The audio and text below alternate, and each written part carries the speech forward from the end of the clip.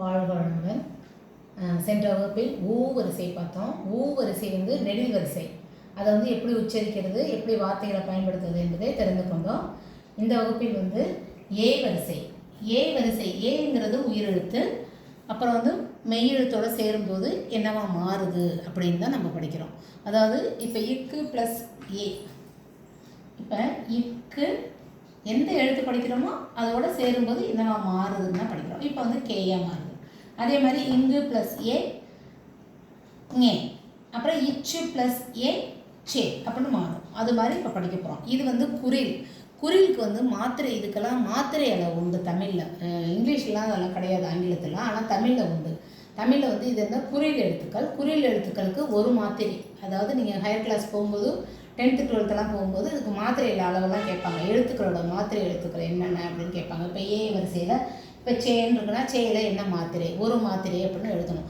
நிறைய பேர் குழம்பிடுவாங்க, குறில் எது நெடில் எதுன்னு. ஒன்றுமே இல்லை, மெல்லமாக ஒழிக்கணும். இப்போ கே அப்படிங்கிறது கே அப்படின்னு ஒழிப்போம். கேங்கிறதுக்கு ஒரு மாத்திரை தான். அதே வரிசை ஏ வரிசையை பார்க்கும்போது நல்லா இழுத்து சொல்லுவோம், கே ஞே அப்படின்னு சொல்லுவோம். அப்போ அதுக்கெல்லாம் 2 மாத்திரை.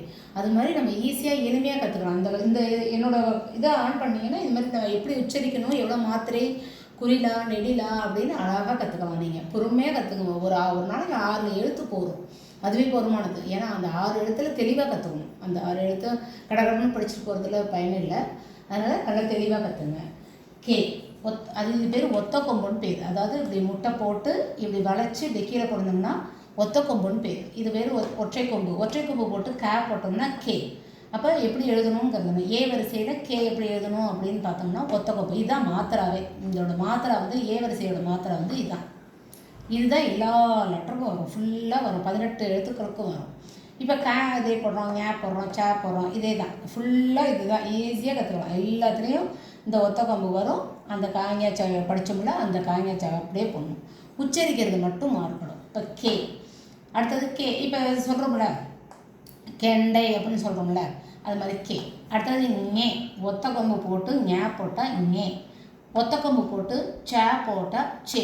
இப்போ செஞ்சி அப்படின்னு சொல்லுவோம்ல, செஞ்சு அப்படின்னு சேவும் அப்படி வரும் உச்சரிக்கிறது. அதாவது ஒத்த கொம்பு போட்டு சே போட்டால் செந்தில் அப்படின்னு வருதுல்ல, அது மாதிரி வந்து நம்ம ஒத்த கொம்பு போட்டு சே போட்டால் பேர் எழுதலாம். இப்போ எஸ்ஸும் வரும், சிஹெச்சும் வரும். ஞே, அதாவது மூக்கை உழைச்சி சொல்லணும், ஞே அப்படின்னு சொல்லணும். இது வந்து டே. இப்போ டெல்லி அப்படிங்கிறோம்ல, டே, அந்த இடத்துல பாருங்கள் டியும் வரும். அதாவது டெல்லி டியும் வரும்.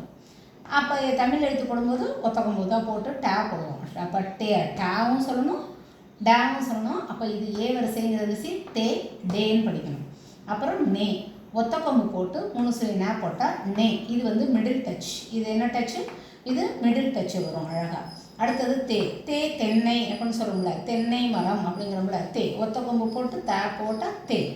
அடுத்தது நே வந்து சொல்லுவோம்ல, நெல் அப்படின்னு சொல்லுவோம்ல, நெல் அப்படிங்கும்போது ஒத்த கொம்பு போட்டு நே.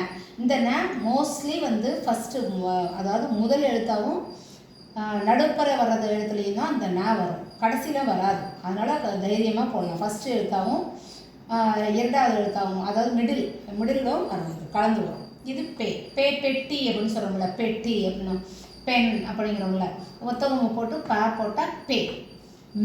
மெட்டி, இந்த லேடிஸ் எல்லாம் போட்டுக்கிறாங்களா காலில் மெட்டி போடுறோம்ல, மெல்ல நட அப்படின்னு சொல்கிறோம்ல, மெல்ல அப்படிங்கிறது மே. ஒத்த கொம்பு போட்டு போட்டால் மே. அப்புறம் ஒத்த கொம்பு போட்டு ஏ போட்டால் ஏ அப்படின்னு சொல்லணும். ஒத்த கொம்பு போட்டு ர சொல்லி பார்த்தீங்கன்னா ஃப்ரண்ட் டச் வரும். ரே அப்படின்னு சொல்லும்போது ரெட்டி அப்படிங்கிறோம்ல, ரெட்டி அப்படிங்கும்போது ஒத்த கொம்பு போட்டு ஃப்ரண்ட் டச் வரும். லே, ஒத்த கொம்பு போட்டு லே போட்டால் இதுவும் ஃப்ரண்ட் டச் தான். லே போட்டால் லே அப்படின்னு சொல்லணும். வே, ஒத்த கொம்பு போட்டு வே போட்டால் வே. வெட்டி வேர் அப்படின்னு சொல்கிறோம்ல, வெட்டி அப்படின்னு சொல்கிறோம்ல.